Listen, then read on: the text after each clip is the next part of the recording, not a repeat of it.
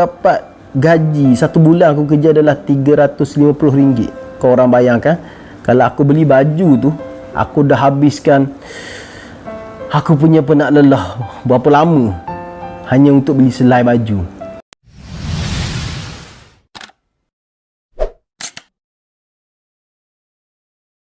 Assalamualaikum warahmatullahi wabarakatuh. Terima kasih kerana masih sudi jenguk singgah-singgah ke channel aku. So, siapa yang belum subscribe, bolehlah subscribe. Dan semoga anda tidak terlepas dengan video-video yang akan aku sediakan untuk anda.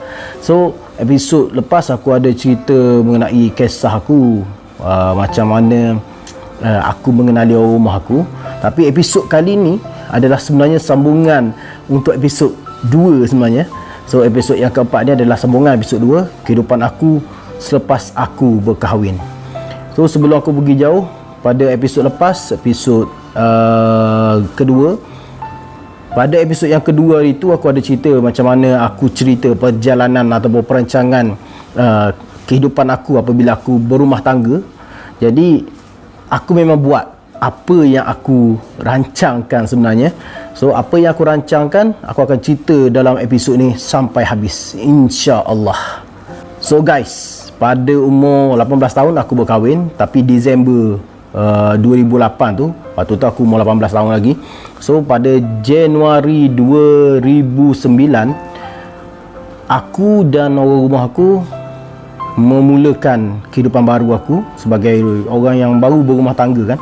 Tapi kehidupan kita orang waktu tu memang susah sebab aku sendiri tak ada pekerjaan lagi. Pekerjaan tetap aku memang tak ada. So, duit belanja aku untuk orang rumah aku dan aku sendiri waktu tu, untuk aku sara keluarga aku dan orang rumah aku adalah aku hanya menggunakan duit simpanan aku yang ada dan duit bonus sukan aku waktu tu. Aku ada simpanan juga. Aku main sukan untuk Sukma Terengganu 2008 dulu. Dan selain itu juga, sebelum aku berkahwin tu, aku ada pernah bekerja. Selain tu, ada juga duit daripada sumbangan ahli keluarga lah kan, saudara mara terdekat. Sebab aku ni kahwin dalam keadaan aku belum bekerja lagi. Dan ramai juga pak saudara aku, mak saudara aku yang hulukan sumbangan berbentuk wang ringgit lah pada aku waktu tu. Jadi duit itulah yang aku guna untuk aku menyara kehidupan aku dan isteri waktu tu. Jadi aku umur 19 tahun waktu tu, aku dan orang rumah aku telah pun melunaskan janji kita orang waktu tu dengan wali hakim yang membenarkan aku dan orang rumah aku melangsungkan perkahwinan. Jadi kita orang sebelum tu kita orang bagi tahu pada wali hakim yang membenarkan perkahwinan kita orang tu yang aku nak belajar menjahit dekat Giat Mara. Orang kata lelaki menjahit ni memang jarang, tapi aku ada perancangan aku. Orang rumah aku ambil jahitan pakaian, baju Melayu, baju kurung, baju Riau, baju kebaya, baju kod. Dia akan belajar lah dekat Giat Mara tu. Dan aku pula ambil bidan jahitan juga, tapi skop yang sedikit berbeza, iaitu khusus hiasan dalaman. Khusus hiasan dalaman ni aku akan belajar macam mana nak buat cushion, repair cushion, buat lansir.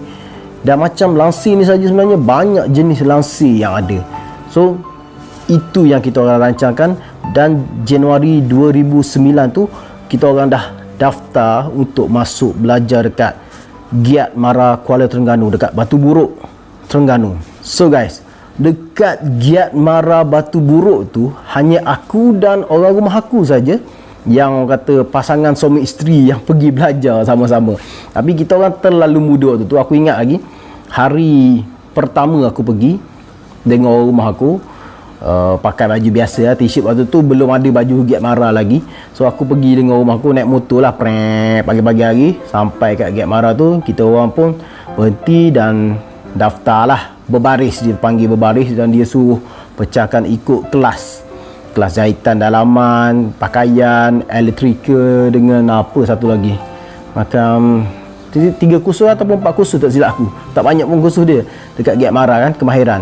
Jadi dalam tempoh dia adalah ketua macam guru besar, aku tak panggil encik apa, kita panggil encik je masa tu.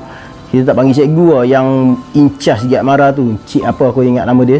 Tapi dia ada bagi talk sikit lah, dalam tempoh 6 bulan ni dia akan dedahkan kita punya bagi kita punya pengalaman dan knowledge yang sepatutnya, yang sewajarnya, apa yang kita perlu buat sebagai persediaan kita untuk menempuh kehidupan yang akan datang dengan kemahiran yang dibekalkan oleh Giat Mara. So guys, dalam perhimpunan tu, aku dan rumah aku berpecah lah kan. Rumah aku pergi bahagian perempuan, aku pergi kat lelaki. So dalam baris tu adalah orang member ni seorang tanya aku, kursus apa? Aku katalah kursus hiasan dalaman. Sebab kursus hiasan dalaman ni sebenarnya ada 2 orang saja lelaki. Aku dengan Lee ke Wan nama dia, aku tak ingat. Jadi aku dengan dia je lelaki, yang lain semua perempuan menjahit ya. Jadi yang lelaki yang dekat Giat Mara tu, yang ambil kursus kebanyakannya electrical, wiring, yang dia orang akan belajar benda tu. Jadi aku ni berbaris 2 orang je lah. Jadi bila aku dah baris 2 orang tu, geng-geng electrical ni yang nampak aku bawa orang rumah aku naik motor tu, adalah seorang tu tanya aku, macam geng aku tengok dia ni macam mak-mak, orang kata mak-mak ngejah awet.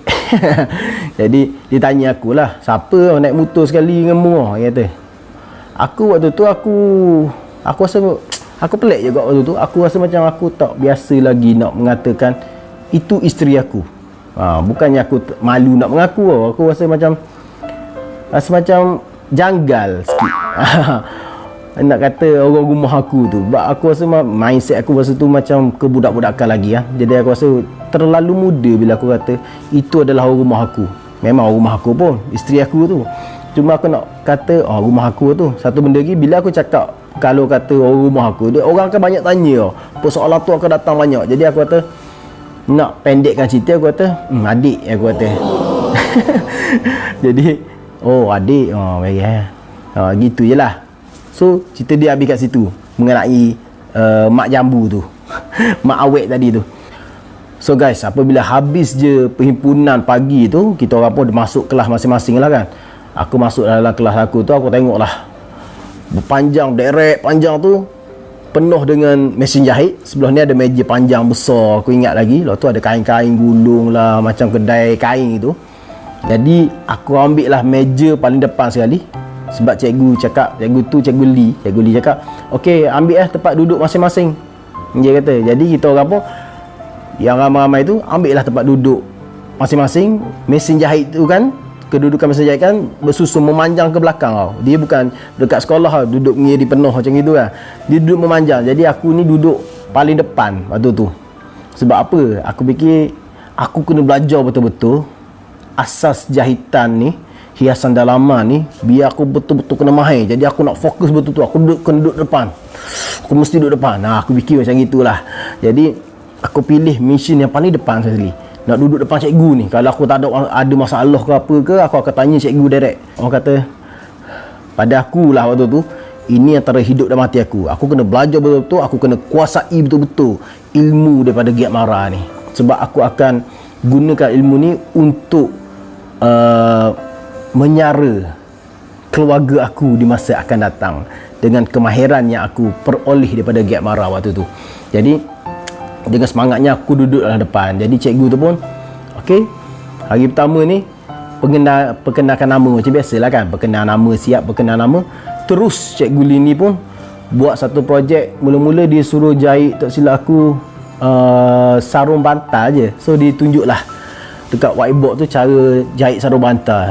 Tunjuk cara jahit sarung bantal tu. Okey, lepas teori yang dia ajar tu, gambar tu, lepas tu dia pun panggil kita orang semua berkumpul dekat satu mesin. Kita berkumpul lah tengok macam mana nak jahit, macam mana nak ukur dia. Okey, lepas tu kita pun habis kat situ, dia suruh kita potong kain. Macam gini ke belajar kemahiran? Sebab tu kan first time aku pergi kelas kemahiran. Jadi tak apalah, aku pun follow je lah. Follow waktu tu lah aku berkenalan dengan kawan-kawan aku yang perempuan. Dalam kelas aku ni pula terbahagi kepada 5 grup.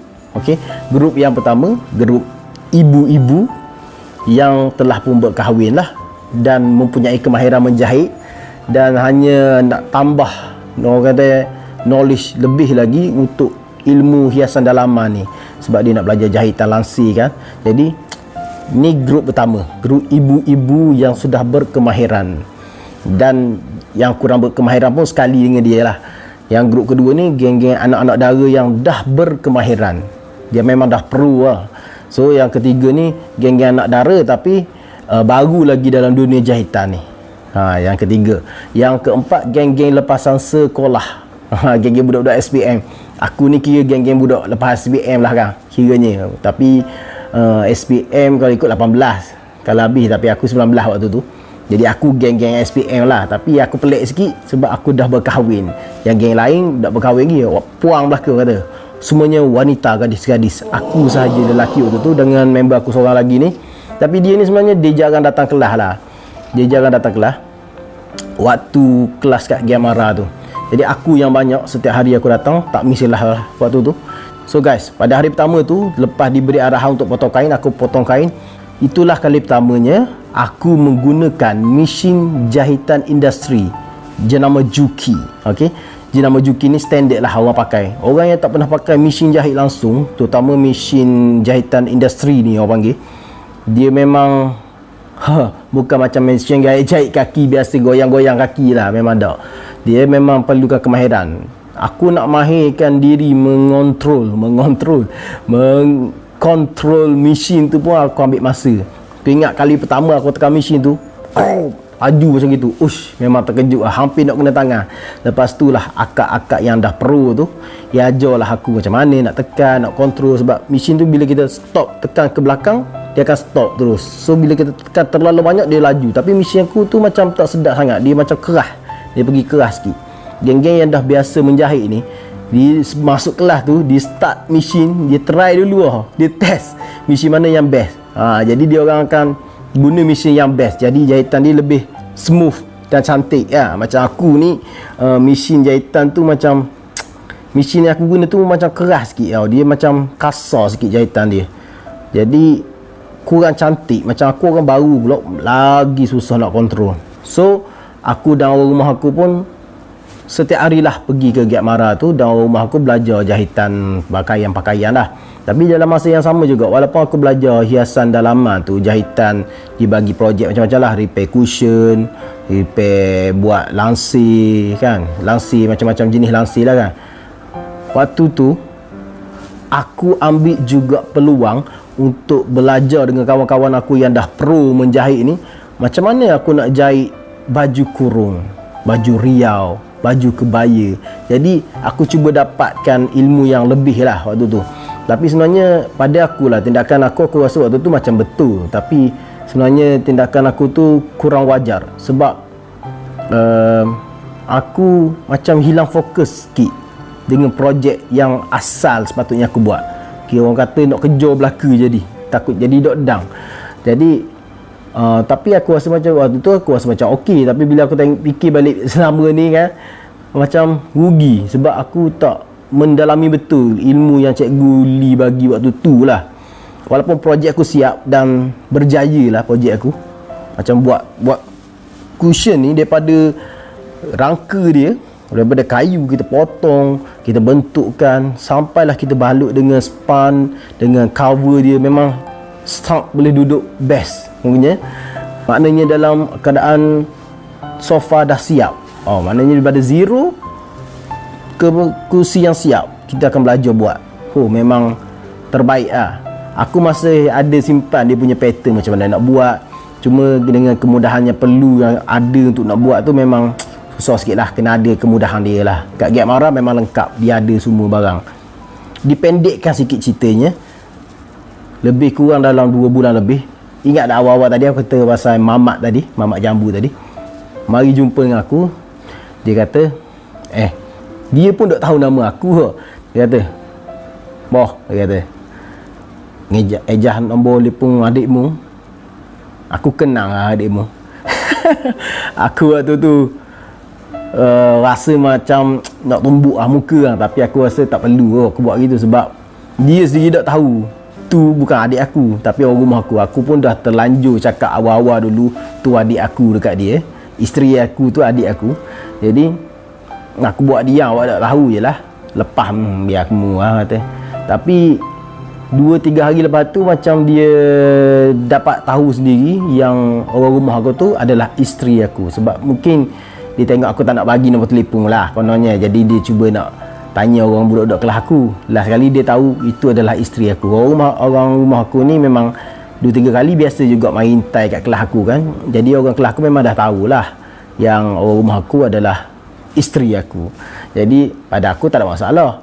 Orang lelaki ni yang cuba nak menggatal ni, kata nak mengejah awek ni, malulah dengan aku lepas tu. Sampai ke sudah, sampai habis belajar giat marah tu memang dia tak tegur dah lah aku. Jumpa aku lari je, malu-malu. Aku pun biar kamu lah. Dalam tempoh lebih kurang dalam 4 bulan ke 5 bulan macam gitu, orang rumah aku ni sebenarnya dia ada pregnant dalam tempoh tu. Tapi aku waktu tu aku tak sedar yang rumah aku ni pregnant. Tapi aku excited apabila dia kata ada masalah daripada segi kitaran head dia kan. Dia kata macam ke tak biar macam biasa, tak jadi macam biasa. Jadi aku tengok macam gitu, aku kata jom kita beli alat test mengandung, pregnancy test. Okay, so aku pergi belilah dekat farmasi. Dan beli waktu tu mak aku ada mari juga. Sebab aku dengan rumah aku ni tinggal dekat rumah atuk aku dekat Bandar Terengganu. Rumah atuk aku tak ada orang dah waktu tu. Jadi aku dengan rumah aku je. Mak aku duduk kat rumah lain, jauh sikit lah, lebih kurang dalam 25 km daripada rumah atuk aku. Tapi rumah atuk aku ni memang kosong lah. Jadi aku dengan rumah aku ni survive sebagai suami isteri berdua sahajalah di rumah atuk aku tu, rumah warisan Embong bin Muda. Jadi hari yang aku beli pregnancy test tu, aku bagi pada orang rumah aku. Aku memang dalam hati aku memang aku berharap sangat lah ni, agak-agak orang rumah aku mengandung betul lah kan. Aku memang, walaupun aku muda lagi tu, aku rasa macam tak sabar untuk menimang cahaya mata. Jadi bila aku bagi pada orang rumah aku tu, orang rumah aku test lah. Bila test, dia tunjuk pada aku, kan dia kalau positif dia naik 2 line kan. Tapi waktu bini aku test tu, 1 line je merah naik, yang betul-betul merah. Yang satu lagi naik macam sikit-sikit je. Aku waktu tu belum ada pengetahuan mengenai perubatan langsung lah. Jadi pada aku itu adalah berita yang tak baik lah. Maknanya tak hamil pun, tapi konon-kononnya macam hamil waktu tu. Jadi aku macam sedikit frust lah waktu tu. Mungkin aku menunjukkan emosi aku yang tak macam tak berapa nak gembira dengan keputusan pregnancy test tu. Jadi orang rumah aku ni macam kecewa, panggil depressed lah, sedih benar lah. Aku sedih, tapi dia lagi sedih. Dalam tempoh 2-3 hari lepas tu, tiba-tiba keguguran. Aku baru tahu keguguran. Orang rumah aku tu rasa macam ada benda nak keluar. Boleh keluar seketul daging merah. Faham? Aku nak tahu. Orang rumah aku tunjuk seketul keluar. Mana pula gini? Jadi hari tu aku minta cuti pada bahagian petang dekat Gemara. Aku bawa orang rumah aku ni pergi klinik dan pergi cek kat klinik. Doktor pun buatlah ultrasound kan, cek rahim. Dia kata memang ada lekat dah sebelum ni, tapi gugur ni, kata kandungan gugur. Mana kandungan baru lebih kurang dalam 2 minggu atau 3 minggu macam gitu, gugur. Aku rasa macam bersalah gila pada orang rumah aku sebab aku tunjuk rasa kecewa aku dengan keputusan pregnancy test tu, sampai orang rumah aku rasa stres, depressed dengan reaksi aku tu, sampai berlaku keguguran. Tapi satu perkara lagi, bila aku fikir balik, menggunakan mesin jahitan industri ni, dia kadang-kadang tu macam ada kena current tau, bakat bahagian kaki kita atau bahagian tangan kadang-kadang, sebab mesin tu gunakan tenaga elektrik.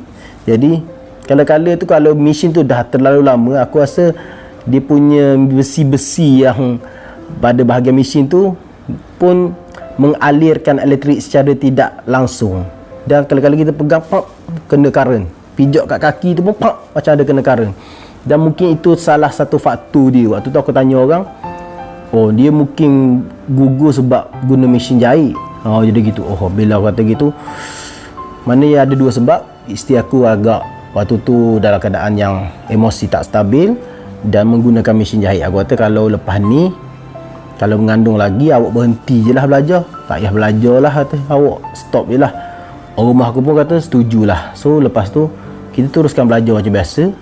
Dan berapa minggu, berapa bulan, sebulan, 2 bulan macam tu, bini aku mengandung lagi. Kali ni bila test nampak je merah sikit pun, aku kata stop lah dulu, awak dah pregnant dah ni. Aku nak jaga betul-betul orang rumah aku waktu tu. Jadi orang rumah aku tak sempatlah menamatkan pengajian dia selama 6 bulan dekat Giat Mara tu sebab dia pregnant. Jadi aku hantarlah orang rumah aku ni dekat rumah mak aku. Maknanya tak ada lah dia duduk rumah atuk aku, sunyi kan, seorang-seorang duduk kan. Jadi duduk rumah atuk aku ada adik-adik, ada mak aku. Jadi dia taklah bosan sangat. Jadi aku terpaksa berulang-alik jauh lah nak pergi belajar setiap pagi tu. Okay guys, dipendekkan cerita, habislah, tamatlah tempoh pengajian aku di Giat Mara selama 6 bulan dalam kursus hiasan dalaman. Jadi alhamdulillah lah, aku banyak ilmu yang aku dapat waktu tu. Sampai sekarang lagi aku masih boleh guna lagi. Terima kasih pada Cikgu Lee, Cikgu Rabbani pun sekali. Walaupun Cikgu Rabbani waktu tu baru lagi mengajar dalam kursus hiasan dalaman dekat Giat Mara Kuala Terengganu. Terima kasih. Dan ilmu memang berguna sangat pada aku. Dan orang rumah aku waktu tu memang betul mengandung lah, memang pregnant. Dan aku dah bila tamat 6 bulan aku punya belajar dekat Giat Mara, aku rehat sehari 2 hari macam gitu. Terus aku minta kerja dengan pak saudara aku sendiri yang dia ada buka kedai jahit untuk repair cushion, repair sofa, untuk jahit-jahit lansi kan. Jadi aku tu bekerja dekat pak saudara aku ni. Untuk makluman korang, bila sebut tukang jahit, orang akan bayar upah bukannya gaji bulan. Kena faham. Korang tak akan dapat gaji ataupun dapatan tu dengan bayaran bulanan. Contoh, majikan bagi tahu, okey, setiap bulan anda akan dibayar RM1,000 sebulan. Tapi kalau bekerja sebagai tukang jahit, anda tak akan dapat gaji macam itu. Dia akan dapat ikut berapa banyak projek yang telah anda siapkan, selesaikan. Jadi aku waktu tu dengan rumah aku kata nak ikut juga sekali. Masa tu perut dia dah mula naik dah sikit. Waktu tu aku ingat lagi. Jadi dia nak ikut juga, dia bosan duduk rumah, ikutlah teman, tolong jahit-jahit jugalah sikit-sikit. Pakailah sarung tangan lah, pakai sarung kaki waktu tu untuk elok daripada terkena renjatan elektrik tu. Jadi dia pun tolong aku sekali, bekerja sama-sama lah kan dekat kedai pak saudara aku tu. So aku bekerja dekat kedai pak saudara aku tu. Aku ingat pendapatan yang paling tinggi aku dapat waktu aku bekerja dekat kedai pak saudara aku tu adalah RM350 sebulan. Sebab dia bayar upah atas siap projek. Okey. Jadi aku waktu tu kan baru habis belajar. Aku tak adalah pro, betul-betul pro kan. Jadi bila aku menjahit tu lambat. Kalau siap awal pun tengok, bila siap tengok tak comel ni, tak kena. Bila bos tengok tak kena ni, kena cabut balik, tetah balik, jahit balik, kena buat begini, lain sikit. Jadi bila tetah tu kadang-kadang sampai 1 hari tau. Sebab kita tak nak rosakkan kain, sebab customer bagi kain, so kita tak nak rosakkan kain, kita terpaksa buat satu-satu. Kalau kita koyak gitu, silap-silap rosak kain kan. So kita pun terpaksalah tetah balik, jahit balik, tampal dia punya span untuk repair. Memang renyah lah kerja dia. So aku sempat bekerja dalam lebih kurang dalam 3 bulan atau 4 bulan macam tu je kat kedai tu. Dan bulan tak akhir lah aku bekerja, aku dapat gaji paling mahal aku lah tu, RM350 upah yang aku dapat. Sebab projek aku siap. Tu pun waktu bulan Ramadan, malam raya lagi. Malam raya lagi. Sebab tu adalah raya pertama aku bergelar sebagai suami. Dan orang rumah aku waktu tu dah pregnant, perut pun dah besar juga. Jadi aku ingat lagi malam raya waktu tu lebih kurang dalam pukul 10 lebih. Aku baru siap hantar sofa dekat satu rumah ni. Rumah, tak silap aku, rumah cikgu tu. Rumah orang senang lah juga kan. Orang nak beraya dia pakai sofa baru dah jahit. Aku pun dah siap sofa dia pun dah cantik kan. Siap vanish lagi. Siap buat memang sofa lama jadi baru babe. Dah siap dah pun. Dia pun nak beraya dengan sofa dia. Aku pun dah dapat upah aku dengan bos kan waktu tu, RM350. Aku tengok rumah aku. Aku dengan rumah aku waktu tu belum ada apa-apa persiapan untuk sambut hari raya keesokannya tu. Jadi aku bawa lah rumah aku ni pergi dekat Bazar Ramadan dekat Taman Shah Bandar Terengganu. Taman Shah Bandar Terengganu ni bukan sahaja bazar Ramadan jual kuih-kuih makanan, tapi siap ada pakaian lagi, baju-baju, kuih-kuih raya, biskut-biskut raya. Mercung pun ada juga sikit-sikit. Macam bunga api lah, simple-simple punya mercung lah. Jadi memang orang kata dekat Shah Bandar ni bazar Ramadan paling besar lah, paling meriah lah kalau setiap bulan Ramadan dekat Terengganu. Orang Terengganu yang duduk area Kuala Terengganu ni, yang biasa pergi tu tahulah suasana dia macam mana. Memang jam, terutama pada malam raya ni lagi ramai tau. Aku tak tahu kenapa malam raya lagi ramai. Aku pergi juga malam tu sebab aku memang langsung tak ada preparation untuk menyambut hari raya kan. Jadi aku bawa rumah aku tanyalah rumah aku. Waktu tu sebenarnya duit sepanan aku langsung dah tak ada. Aku memang berharap RM350 tu je. Aku cakap kat rumah aku, nak beli baju macam mana ni?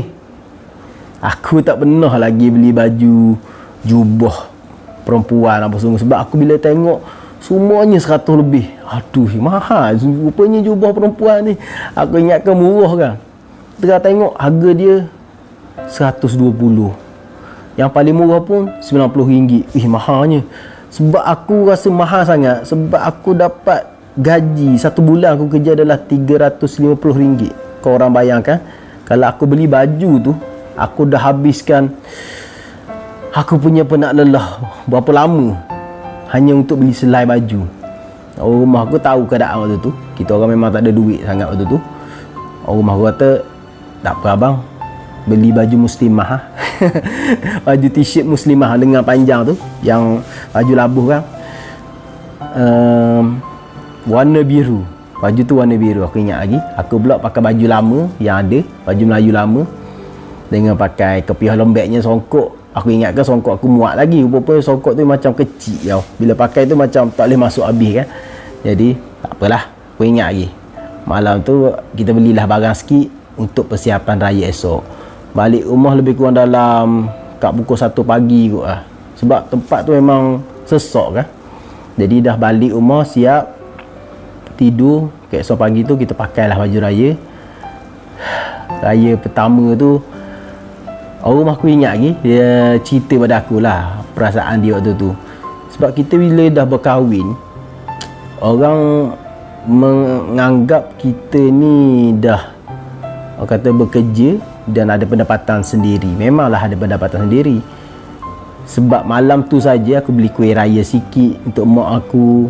Dan tu aku ada beli beberapa kelengkapan lain lagi lah untuk jamuan hari raya apa semua kan. Duit aku berapa ringgit je waktu tu. Orang kata tak tukar pun duit, nak duit bagi duit raya ni. Orang rumah aku waktu tu malu lah. Dia macam sedih sikit lah kan. Perasaan waktu tu rasa sedih, tapi kita cuba sembunyi dengan senyuman. Jadi rumah aku yang dia cerita kat aku, yang aku pakai ni aku tak boleh lupa lagi. Ada sepupu aku lah. Sepupu aku kecil lagi, sekarang ni pun dah besar dah. Rasanya dah habis universiti kot. Waktu tu dia datang lagi dekat rumah aku, Kak Alia, nak duit raya? Bukan dia seorang, ramai lah. Dia bila seorang yang buat berani tanya. Lepas tu geng yang lain bakal tanya lah, minta duit raya. Orang rumah aku tak tahu nak kata apa, senyum, tak tahu nak kata apa. Lepas tu dia mari dekat aku, abang ada duit dah nak bagi duit raya budak-budak ni? Aku pun cakap kat rumah aku, maaf kata, tukang buat tak tahu kita punya duit ada berapa ringgit je. Aduh hai. Tapi Aku waktu tu memang sedih sikit lah kan. Lepas tu aku adalah duit RM50 tu. Aku pergi tanya umi aku, mak aku, "Umi, ada duit tak RM1 nak tukar RM50?" Lepas tu mak aku, "Saya bagilah duit raya, aku tak ada duit tu." Mak aku kata gitu kan. Yelah, kata nak bagi anak-anak ni, sepupu-pupu kecil-kecil ni je. Jadi tak payahlah. Lepas tu mak aku bagi duit lebih kurang, tak silap aku, lebih kurang dalam tak sampai 50 kot, lebih kurang dalam RM30 macam gitu, tapi duit RM1 lah kan.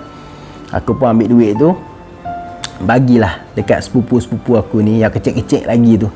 Bagilah, kata. Bila kita bagi, semua main seribu. Aduhai. bagi. Sebaiklah cukup lah duit tu. Ada RM3 lagi, ada lebih. Aku bagi kat rumah aku. Lepas tu lah rumah aku kata, "Abang, kita tak payah ikut lah orang pergi jalan beraya rumah orang lain." Rasa macam dia rasa segan, dia rasa malu waktu tu lah. Aku sebenarnya aku berbelah bagi sebab raya pertama tu. Sebab aku setiap tahun aku akan pergi raya pertama, aku akan duduk rumah atuk aku. Sebab waktu tu pagi raya tu memang saudara mara akan berkumpul. Lebih kurang pukul 12 tengah hari, kita akan terus pergi rumah kata kakak mak aku ni. Orang panggil Mok Long. Kita panggil Mok Long Soh. Mok Long. Lepas tu akan pergi rumah sepupu aku. Ada 2 orang lagi. Anak Mok Long aku ni. Sepupu aku tapi dia bayar mak aku dah lah. Dia bukan bayar aku lah. Dia dah ada rasa jauh lah. Sebab anak sepupu aku ni pun sebaya dengan aku. Jadi pergi rumah sepupu aku. Lepas tu kita akan pergi rumah mak saudara aku dekat tempat lain lagi lah. Saudara mara lah kan.